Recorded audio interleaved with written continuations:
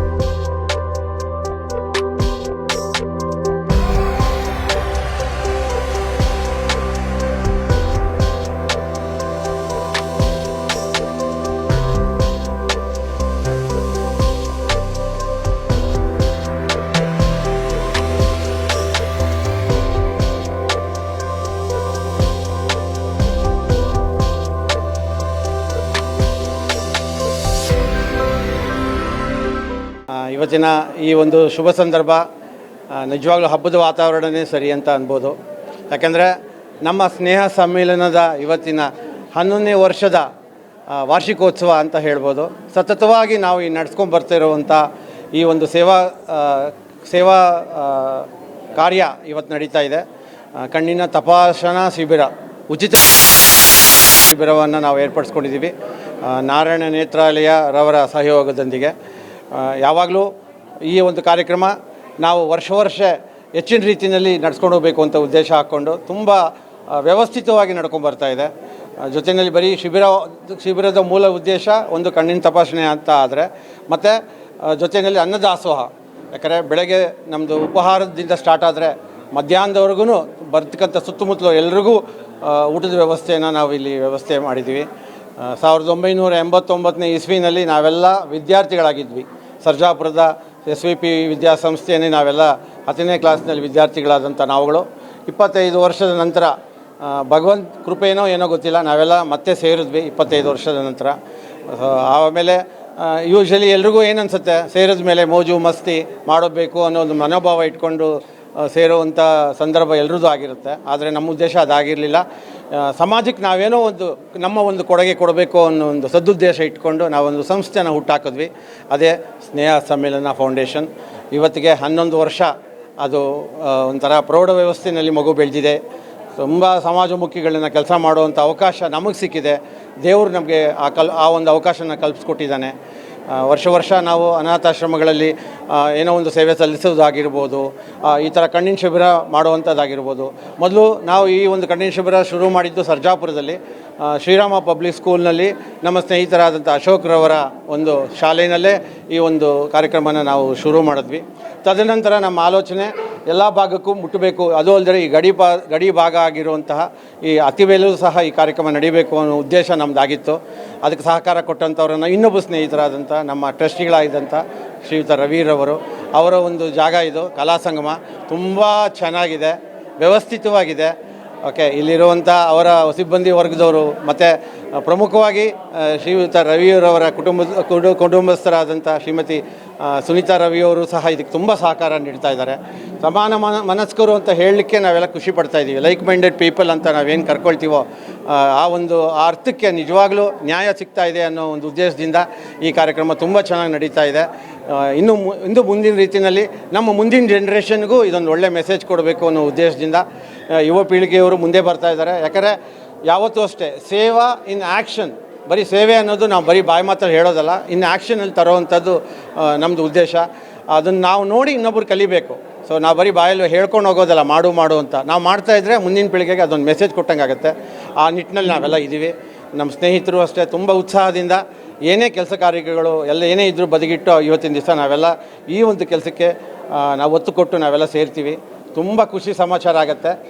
ಮುಂದಿನ ದಿನಗಳಲ್ಲಿ ಇನ್ನೂ ಹೆಚ್ಚಿನ ರೀತಿಯಲ್ಲಿ ಮಾಡಬೇಕು ಅನ್ನೋ ಒಂದು ಆಸೆನ ನಾವು ಇಟ್ಕೊಂಡಿದ್ದೀವಿ. ಹಲವಾರು ಕಾರ್ಯಕ್ರಮಗಳನ್ನ ನಾವು ಮಾಡಬೇಕು ಅಂತ, ಈ ಸಮಾಜಕ್ಕೆ ನಮ್ಮ ಕೈ ಕೊಡಬೇಕು ಅಂತ ನಾವು ಅಂದ್ಕೊಂಡಿದ್ದೀವಿ.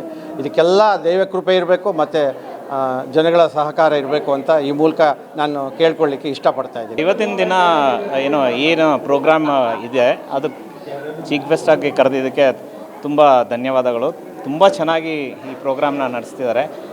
ಒಂದು 2 ವರ್ಷದಿಂದ ಕರಿತಾನೆ ಇದ್ದರು, ಬಟ್ ಬರೋಕ್ಕಾಗಿಲ್ಲ. ಬಟ್ ಇವತ್ತು ಬಂದು ಇದು ತುಂಬ ಸರ್ಪ್ರೈಸ್ ಆಯಿತು. ಇಷ್ಟು ಜನರನ್ನ ಅವರು ಸೇವೆ ಮಾಡ್ತಿರೋದು ಭಾಳ ಖುಷಿ ಆಯಿತು.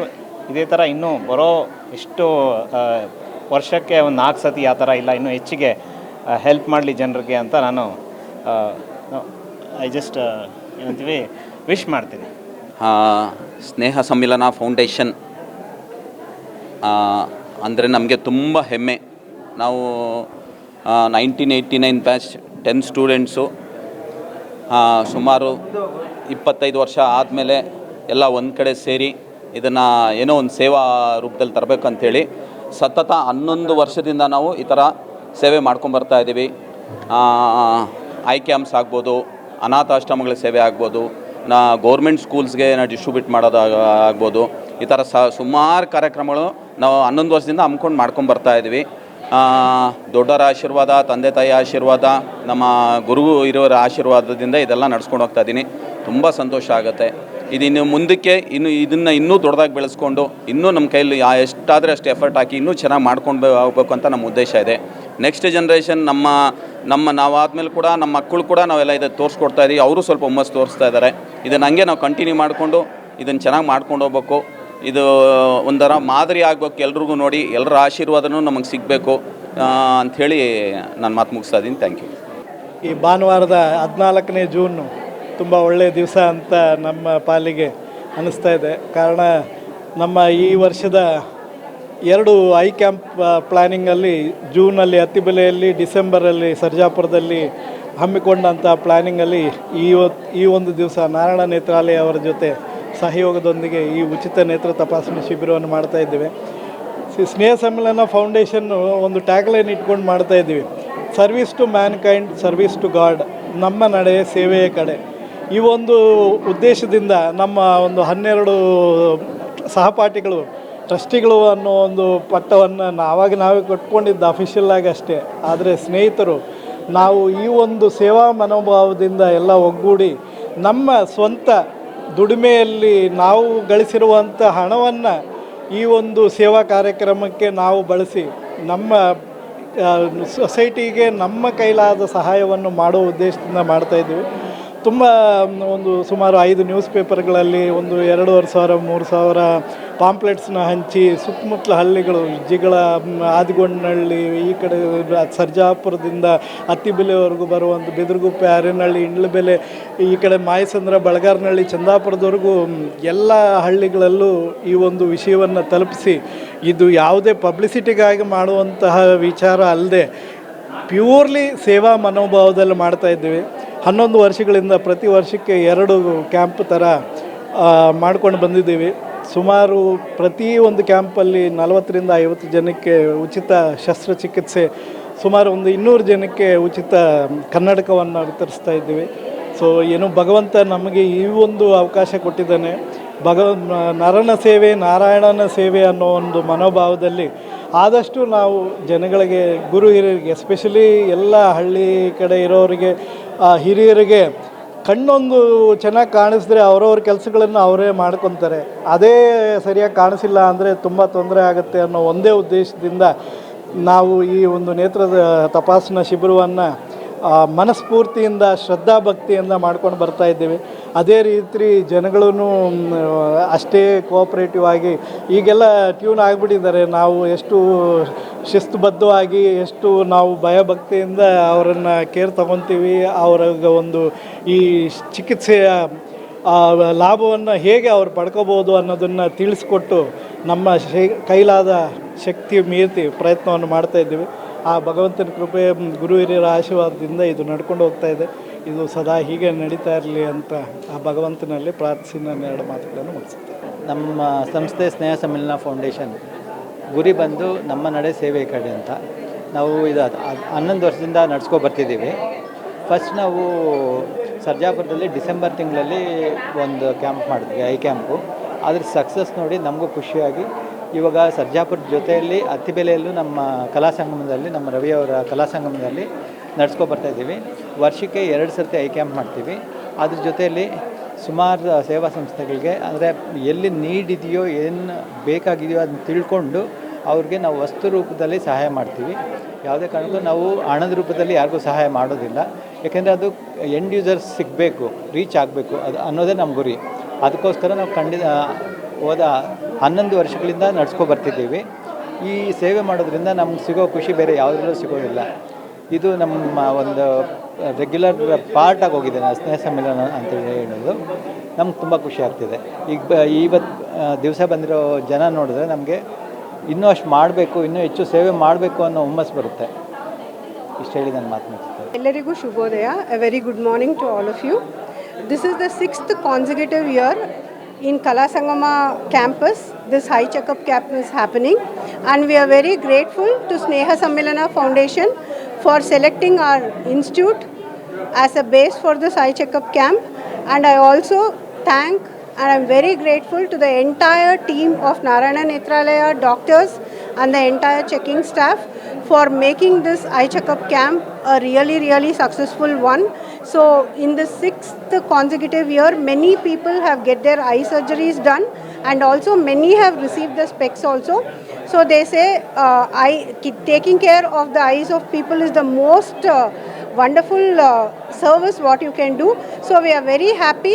God has given us this opportunity to serve people and give them good eyesight, which is very important for their normal living itself.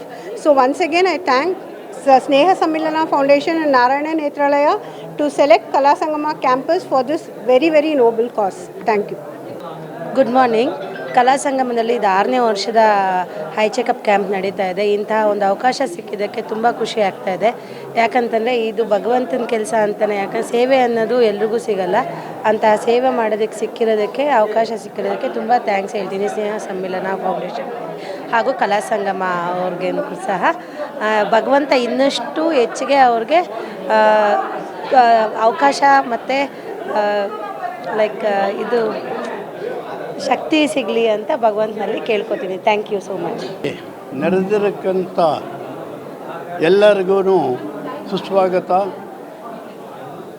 So ನಾನು ಚಂದ್ರಣ್ಣ ಅಂತ ಇಲ್ಲಿ ಬೆಂಗಳೂರಿನಲ್ಲಿ ವಾಸ ಇದ್ದೇನೆ. ಸದ್ಯಕ್ಕೆ ಚಿಕ್ಕ ತಿರುಪತಿನಲ್ಲಿ ವಾಸ ಇರೋದು. ಸೊ ಅಲ್ಲೊಂದು ವಿಲ್ಲಾ ಇದೆ, ವಿಲ್ಲಾದಲ್ಲಿದ್ದೇನೆ. ನಾನು ಅನ್ಎಕ್ಸ್ಪೆಕ್ಟೆಡ್ಡಾಗಿ ಈ ಒಂದು ಕಾರ್ಯಕ್ರಮಕ್ಕೆ ಬಂದೆ. ಆದರೆ ಬಂದ ಮೇಲೆ ನೋಡಿದರೆ ಇದು ಅದ್ಭುತವಾಗಿದೆ ಅಂತಂದರೆ ಹೇಳಲಿಕ್ಕೆ ವರ್ಡ್ಸೇನೇ ಇಲ್ಲ. ಆ ರೀತಿ ಈ ಸಂಸ್ಥೆ ಸ್ನೇಹ ಸಮ್ಮಿಲನ ಅನ್ನೋ ಸಂಸ್ಥೆ ನಡೆಸ್ಕೊಂಡು ಬಂದಿದೆ. ಇದು ಕಣ್ಣಿನ ಒಂದೇ ಒಂದು ದೃಷ್ಟಿನಲ್ಲೇ ಅಲ್ಲ, ಸೋಷಿಯಲ್ ಸರ್ವೀಸ್ ಅಂತಂದರೆ ಇವಾಗ ಬಂದ ಈ ಅತಿಥಿಗಳಿಗೆ ಎಲ್ಲರಿಗೂ ತಿಂಡಿ ಊಟ ಪ್ರತಿಯೊಂದು ಅರೇಂಜ್ ಮಾಡಿದ್ದಾರೆ. ಇದು ಹೆಮ್ಮೆಯ ವಿಷಯ. ಸೊ ನಾವು ಈ ಸಂಸ್ಥೆಗೆ ಧನ್ಯವಾದಗಳನ್ನು ಹೇಳುತ್ತೇನೆ. ಹಾಗೂ ನನ್ನ ಅಭಿಪ್ರಾಯ ಈ ಸಂಸ್ಥೆ ಇನ್ನೂ ವೃದ್ಧಿಯಾಗಿ ಬೇಕಾದಷ್ಟು ಇನ್ನೂ ಸಾಕಷ್ಟು ಈ ಅನುಕೂಲನ ಇವರಿಗೆ ಜನಗಳಿಗೆ ಮಾಡಿಕೊಡಲಿ ಅಂತ ಹಾರೈಸ್ತೇನೆ. ಇಷ್ಟು ಹೇಳಿ ನನ್ನ ಮಾತು ಕಂಪ್ಲೀಟ್ ಮಾಡ್ತೇನೆ. ನಮಸ್ಕಾರ. ನನ್ನ ಹೆಸರು ಆಂಜನಪ್ಪ ಅಂತಂದು. ಇಲ್ಲಿರುವಂಥವರೆಲ್ಲನೂ ನಮ್ಮ ಸ್ನೇಹಿತರೆ, ನಮ್ಮ ಸರ್ಜಾಪುರದವರು. ಈಗ ನಾನಿಲ್ಲಿ ಬಂದೇ ಇದೆ, ಫಸ್ಟ್ ಟೈಮ್ ಬಂದಿತ್ತು. ಅಂದರೆ ಈ ಶಾಲೆಗೆ ಬರ್ತಾ ಇರ್ತೀನಿ ಆಗಾಗ. ನಮ್ಮ ಮಗಳಲ್ಲಿ ವರ್ಕ್ ಮಾಡ್ತಾಯಿದ್ದಾರೆ. ಇಲ್ಲಿ ಒಳ್ಳೆ ಕ್ಯಾಂಪ್ ಅರೇಂಜ್ ಮಾಡಿದ್ದಾರೆ, ಬಹಳ ಜನಕ್ಕೆ ಉಪಯೋಗ ಆಗುವಂಥದ್ದು. ಎಷ್ಟೋ ಜನ ಬಡವರಿಗೆ ಹೋಗಿ ಹಾಸ್ಪಿಟ್ಲ್ಗಳಲ್ಲಿ ಹಣ ಖರ್ಚು ಮಾಡಿ ತೋರಿಸ್ಲಿಕ್ಕಾಗಲ್ಲ. ಇಂಥ ಒಂದು ಒಳ್ಳೆ ಇದನ್ನು ಮಾಡ್ತಾ ಇರೋದು ತುಂಬ ಸಂತೋಷದ ವಿಷಯ. ಇದು ಎಲ್ರಿಗೂ ಸಿಗುವಂತಾಗಲಿ ಅಷ್ಟೇ.